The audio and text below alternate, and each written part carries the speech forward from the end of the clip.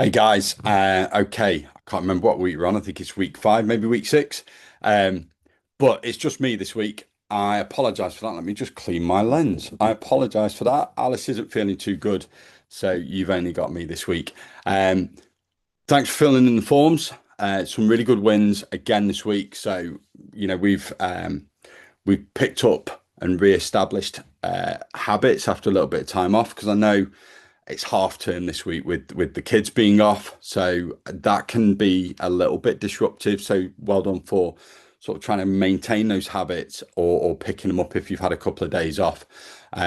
Nice little bit of balance there as well, being able to enjoy meals out, especially with some downtime this week with the kids being off, and not feeling any guilt or completely going off track. And that's the point of this. So I really enjoy it. Really liked seeing that one as well. PBs, good strict PBs in strength sessions, wild swims, lots and lots and lots of good positives.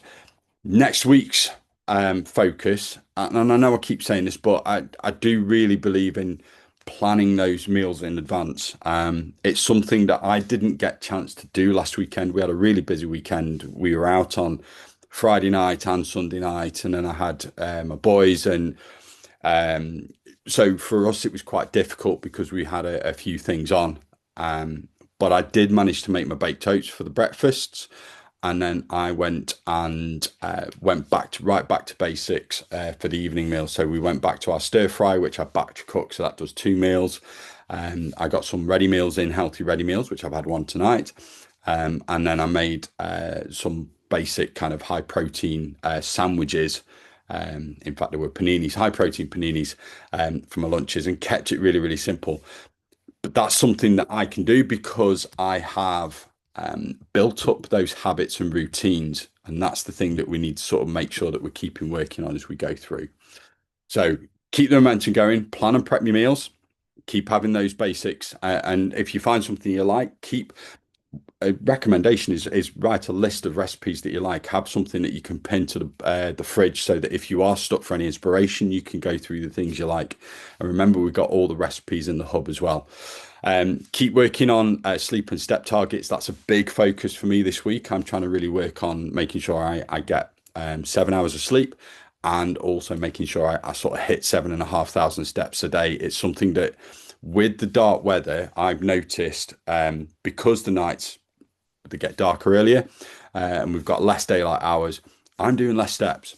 So that's something that I've made a conscious effort on, and it's something that I am keeping an eye on. Speaking of which, I do need to do some walking on the spot because I'm about 500 steps down. So yeah, just keeping an eye on those. And don't worry if you miss it out. I'm missing on one day. It's what you do over the week on average that's important. And yeah, and just really kind of, I think, just close this week out. Let's close out October, strong finish, and then have a strong start to November as well. All right, three questions tonight.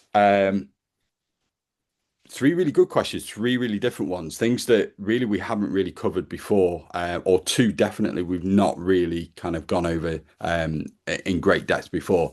So, number one, how to progress from treadmill running to road running. Um, the main differences between treadmill and road running is that it's a mechanical difference. You've got a little bit more give on a treadmill because treadmills are designed to give, so it reduces impact. It on average, it's about 10 to 20% less impact on the joints. So there are some people who feel that running is harder on it actually isn't harder on the joints because there's that give. And you can also get treadmills that have got the slight curve, which can reduce the impact even further. So it is easier on the joints. And actually, if you are somebody who struggles with a little bit of knee pain, treadmill running is a little bit better for you. But if you are going to transfer across, there are some benefits. It does increase the demand on some of our muscles. So it increases the demand on calves, and on the stabilizing muscles and tendons and ligaments on the knees. So actually, there's this a bit of a myth that running is hard on the joints. The people that are cited as examples for this are normally at the extreme levels. So we're talking like ultra marathon runners, and professional athletes. And yes, if you are running the equivalent of a marathon every single day, and not allowing any recovery, that is going to have an impact on joints. So when people are sort of saying, oh, there's lots and lots of injuries around running, you're probably looking at the extremes, or they're not doing the combination of strength training along with the running. Okay. So running is not inherently bad for you, and it's not bad for your joints. Actually, it's the opposite. It can help strengthen the joints as long as you are doing it sensibly, safely, and running an appropriate amount. All right. And running on the road is actually better, slightly better than on the treadmill, although you're going to get the benefits from both, but it is slightly more beneficial for helping with stabilizing joints, even in people with sort of slight arthritis. Obviously, if it's painful, then you do need to kind of work around that. But a couple of tips. So what I would do is if you are running on a treadmill, say 3 times a week, then I would switch one of those into a road running run. Actually do it on the road, but don't aim to do, if you're doing 5Ks on the treadmill, don't aim to do 5K on the road. Make it a shorter run. And it's almost like with the couch to 5K stuff, you might say, right, I'm going to do an 8 to 10 minute run and then walk for the rest of it. Okay. And gradually build up just to see how it impacts on your joints. So replace one of your treadmill runs with a short outdoor running session. If you want to aim for a distance, if you're running 5K on the treadmill, maybe go for 1 to 2K on the road. All right. Or you could do a 1K run, 5 minute walk, 1K run, something like that. Gradually over time, increase your distance. Every week you want to be aiming to do maybe an extra sort of 10-15% just over time to increase it. And if once you can do a whole 5K run on the outdoors, you can then start maybe switching to a second one as well. But it is something that you build up over time. The other thing you can do as well is perhaps look at with your outdoor. If you find that running on a road or a pavement is hard on the joints, then maybe look at running on some softer terrain. So, you could find, if you've got a park, go and run on grass, making sure that it's fairly level. You do have to be aware of that.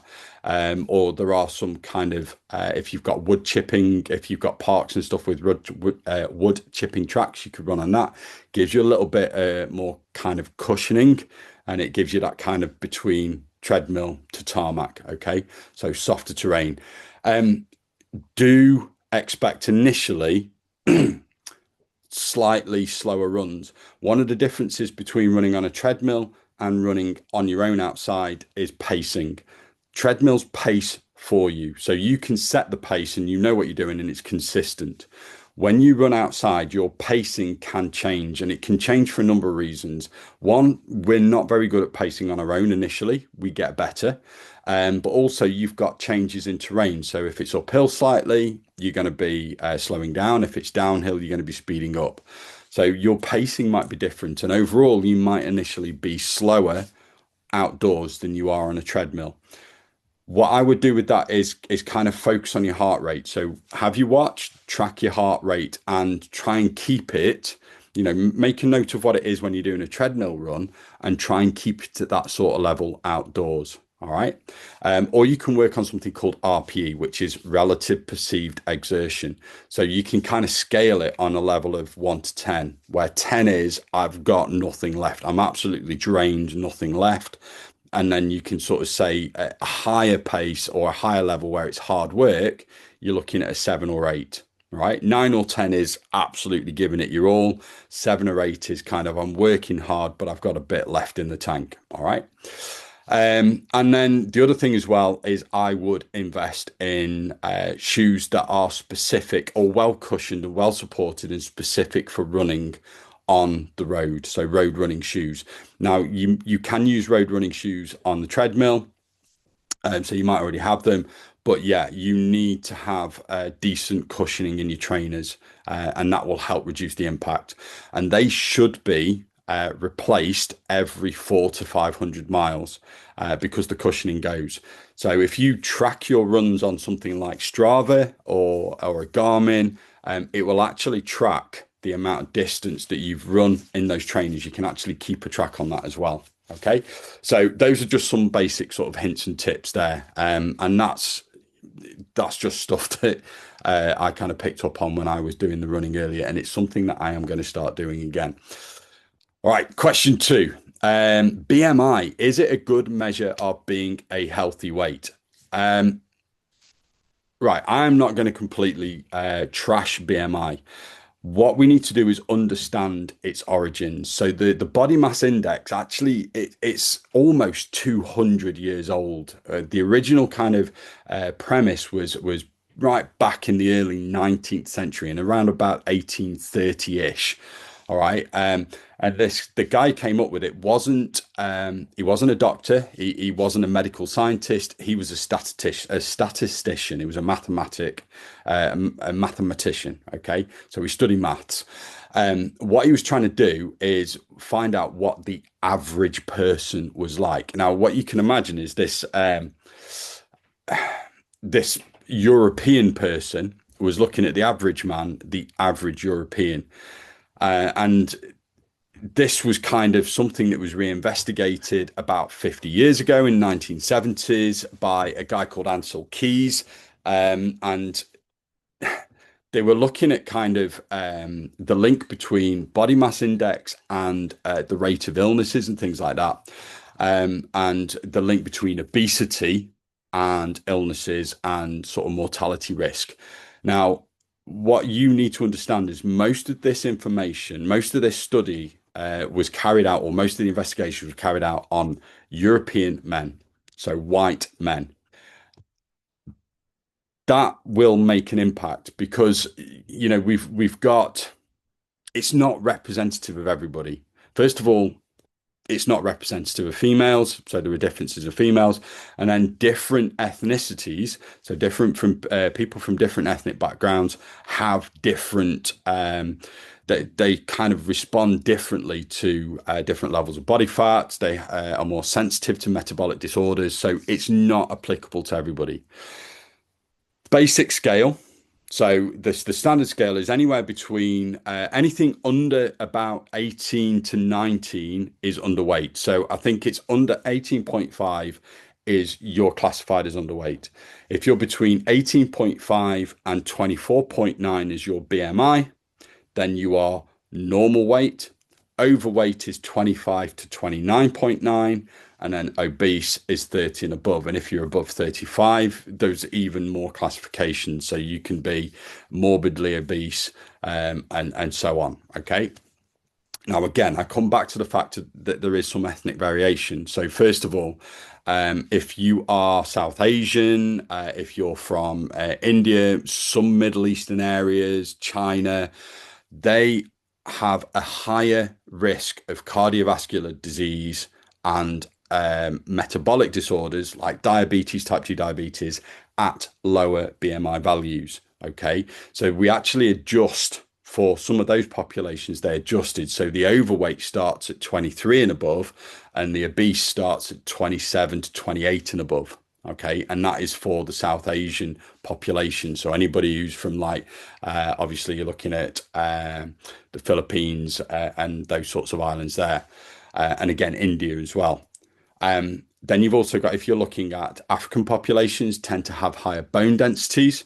So black populations, Afro-Caribbean, have higher bone densities and higher levels of muscle mass, and so that the BMI actually overestimates body fat levels and overestimates risk factors. So for some black populations, the BMI scale can actually start a little bit, in terms of obesity and overweight, can start a little bit higher. So 27 and 32 are kind of some of the values that are recommended by some health organizations.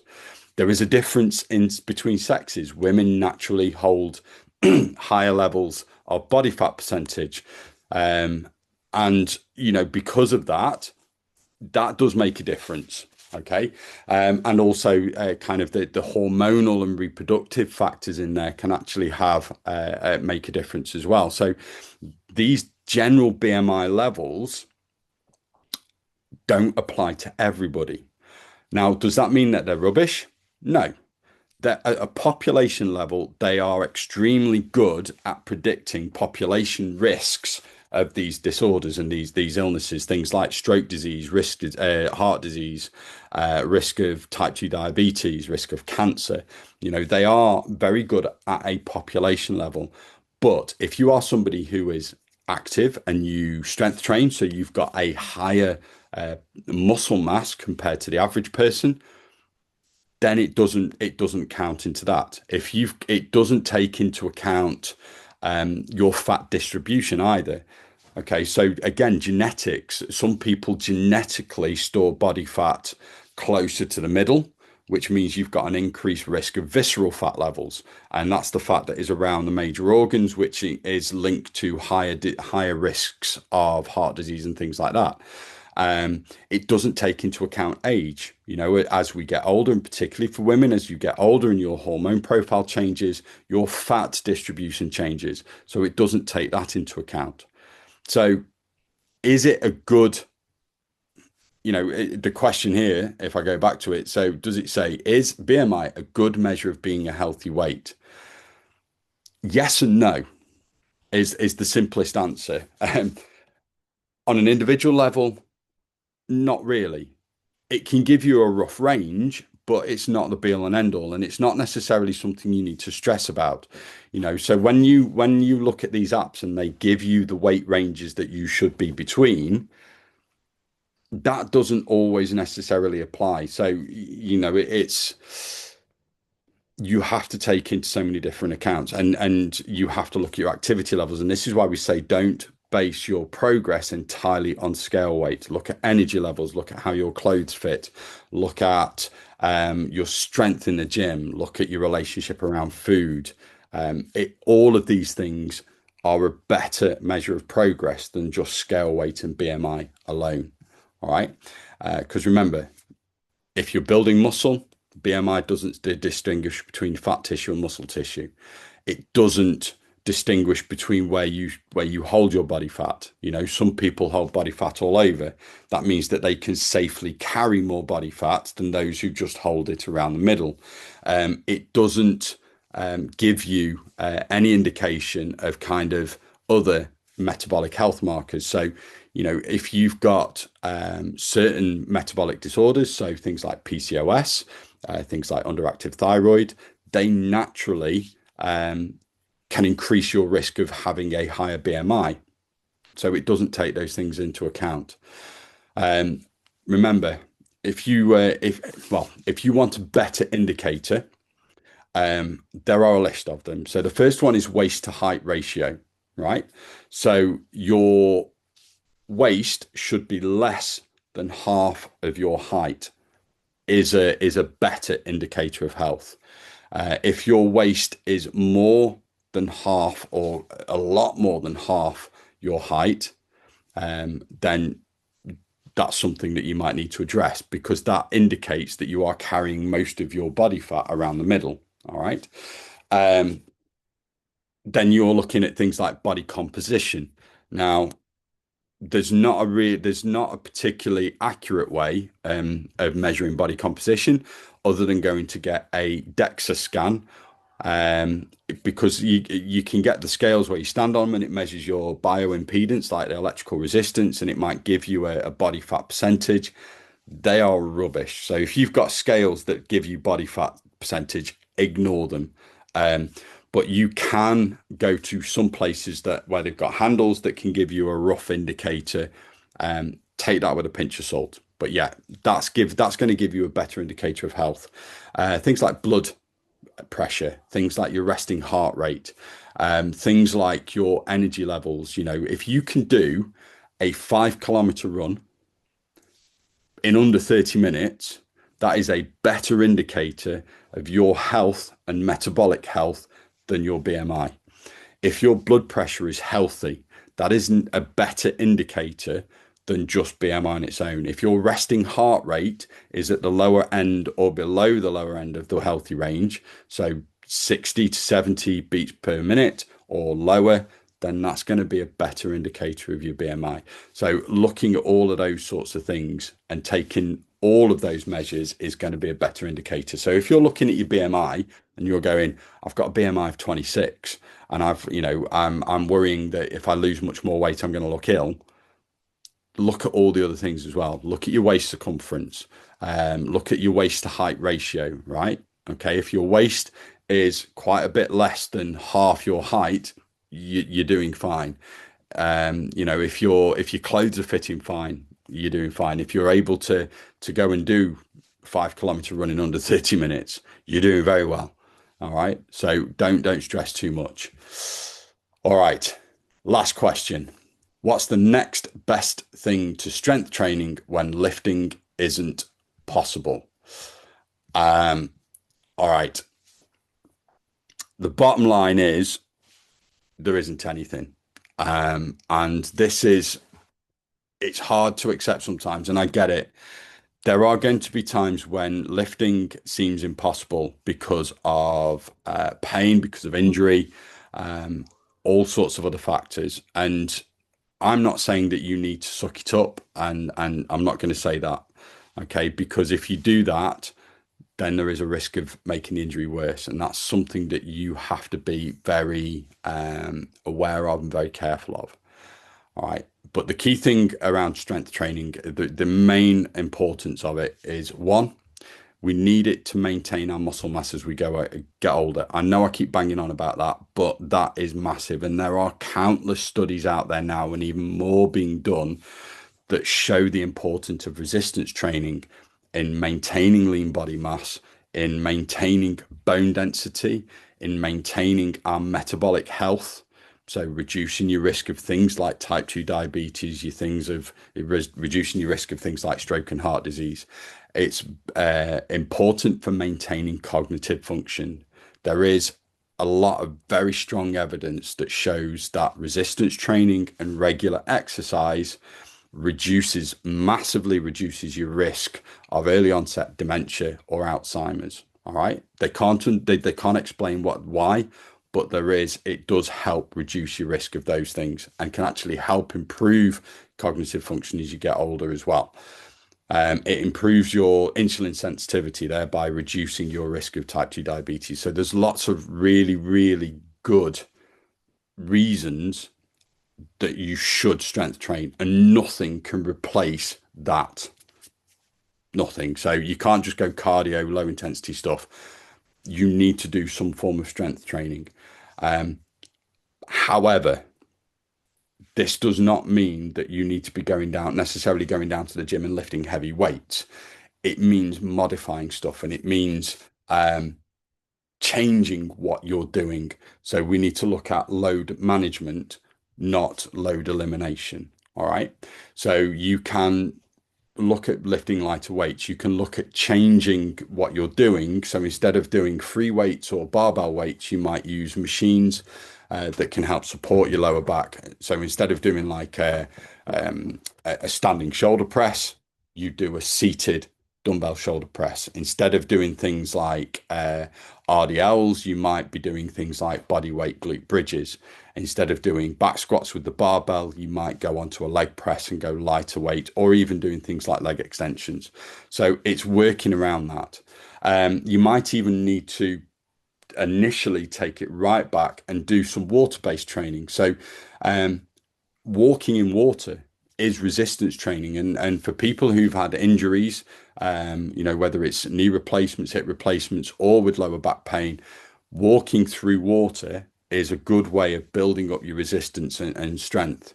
It might be working on core endurance. So doing things like your core exercises, so dead bugs, a Palloff press, which is a cable machine exercise where you hold the handles and push out and back in again. It might be doing things like bird dogs or cat cows, where you're working on your core and flexibility. It might be body weight progression. So instead of doing things like hip thrusts or squats, you might initially start by doing glute bridges and wall sits where your back is supported and you're not necessarily going to be putting any load on that. Um, but these are all the things that you've got to do. And even with issues with back, so if you have things like disc degeneration, which is common as you get older, or even if you have sciatic pain, trapped nerves and stuff like that, the best way of treating it is by exercising, but doing it safely and doing it under supervision. And more doctors are actually coming round to that. So if you go to the doctor with pain, you will find that most doctors now will say doing light exercise is going to help. Um, you know, there's lots and lots of things. So yeah, what's the next best thing to strength training? There isn't. All right. You need to do some form of strength training, but the key there is to kind of figure out what is going to work for you. So is it that we remove the things like barbells and dumbbells, and do we go back to doing body weight? Do we do machine-based training? Is it that we need to go back even further and maybe start by doing some exercise like swimming that's going to add resistance without adding weight? Do we need to go right back to doing core? But the key thing as well there is that whatever you do, you have to do consistently, because the biggest mistake people make is they do it until the pain's gone and then stop, or they do it, it hurts, and they feel a little twinge and there's fear. And I get that, but you kind of have to push through that a little bit. So if it's just kind of a little bit of a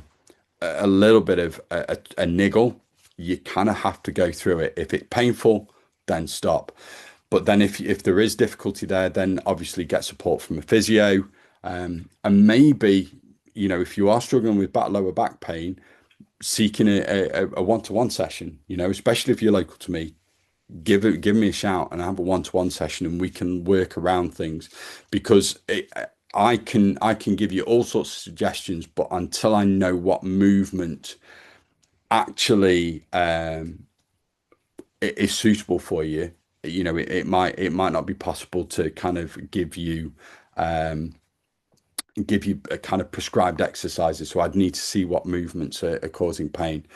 But there's lots and lots of science around it. I mean, the latest one is the Cochrane review, and that was done about 7 years ago. That's the big main one.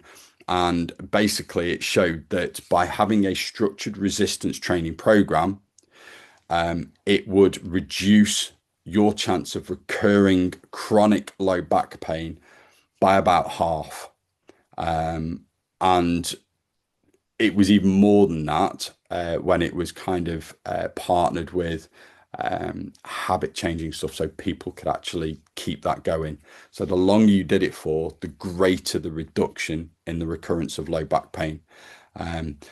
It's tough, and I know it's hard. I've suffered with back pain early on when I was training, and I actually did my back quite badly, but that was more down to just the fact that I was stupid and ego lifted. So now I kind of lift within myself, and I've not had any, touch wood, major back pain for a good 4 or 5 years. All right.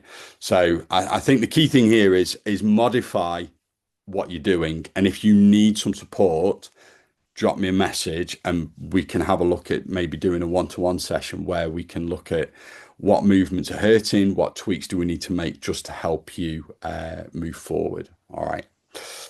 Cool. So that's the main questions. Remember, keep pushing this week. I think the key thing is planning this weekend, ready for next week. Well done for sort of maintaining this week, especially if you've had the kids off and if you've had any downtime, keeping those habits going. That's great progress. I can't believe that November starts at the weekend. Where has that year gone? Hopefully Alice will be back with us next week, and she's suffering with a little bit of a headache today, quite a chronic headache. So hopefully she's feeling better and we've got both of us. But until then, it's bye from me. I will be doing the usual check-in on Monday. But remember, if you need anything from me in the meantime, if you want to call or sort something out, drop me a message and we'll sort it out. All right, guys, bye for now.